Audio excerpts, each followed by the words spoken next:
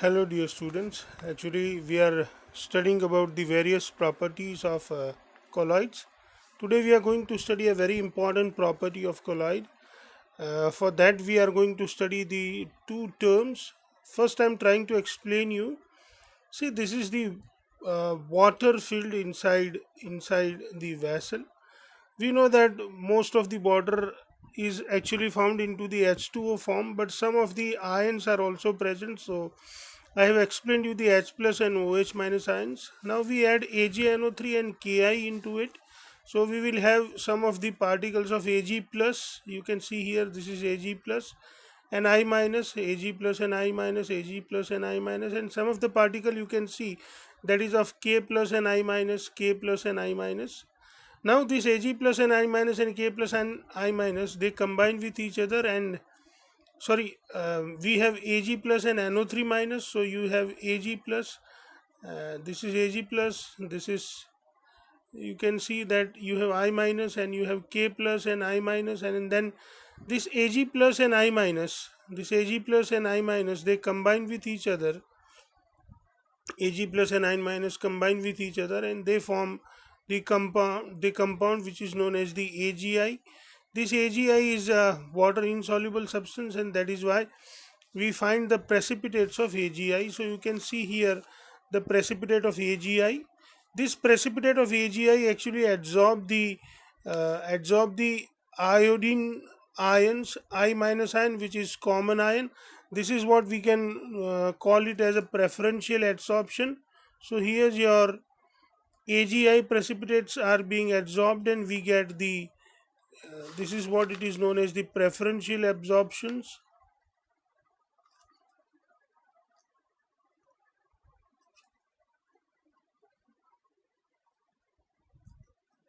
And you get a negatively charged colloid.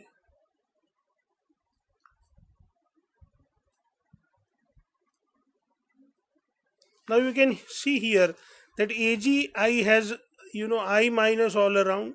Around this I minus, you can see all the positively ion charged ions like K plus, Ag plus, and H plus. They can be surrounded. These are attracted by I minus. So this layer of positive ion or positively charged particle become the fixed layer. Around this, we can expect these negative ions like I minus, OH minus ion, or NO3 minus. They are moving around, but they can move all around, and that is why this layer, what I'm putting or showing you, is not a fixed layer, but it's a mobile layer which can move easily. So here we can understand the same here, that this AgI actually this AgI actually adsorb the I minus ion, which is turned into a colloidal form. So this is the boundary of colloid. You can see this is the boundary of colloid. Around this colloid you have the H plus ion, K plus ion, or Ag plus ion. That means the positive ion adsorbed or attracted towards it, and they can make a fixed layer. So this is what it is known as the fixed layer, which is known as the layer number 1, which is fixed layer.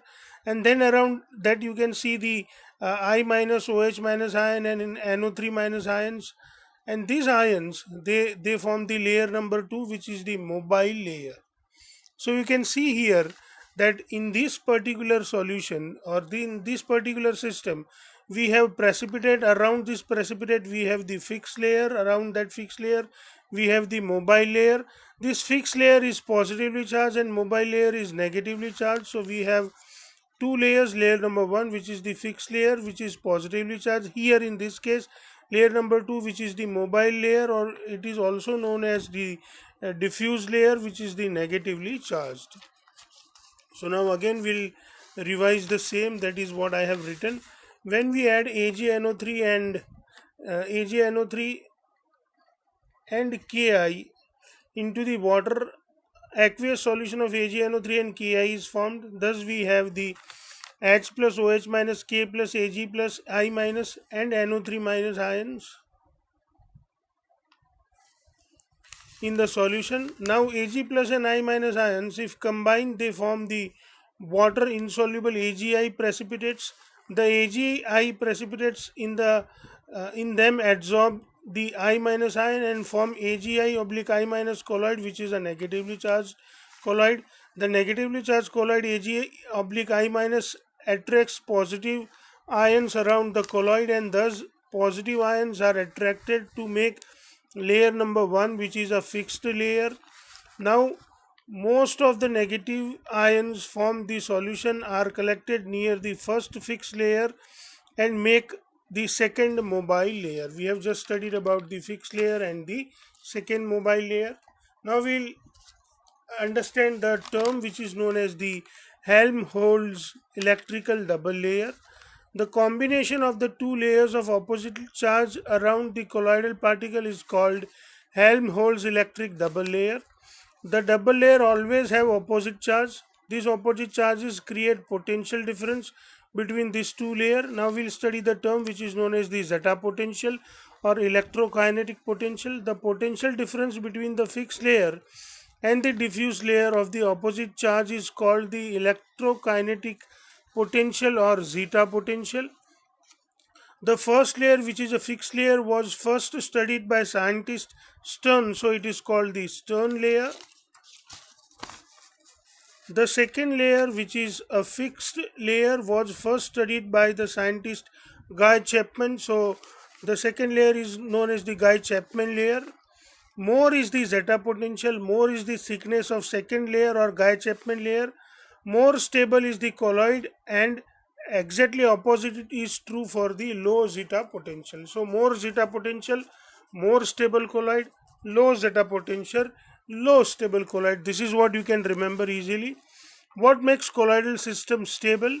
The presence of equal and similar charges on colloidal particle is largely responsible for providing the stability to the colloidal system. Now we will understand why. Repulsive forces due to same similar charges prevent colloidal particles from coalescing or aggregating when they come closer to one another. So this is why, because of the repulsive forces, this colloidal particles turns stable. I hope, my dear students, you are enjoying. Happy learning.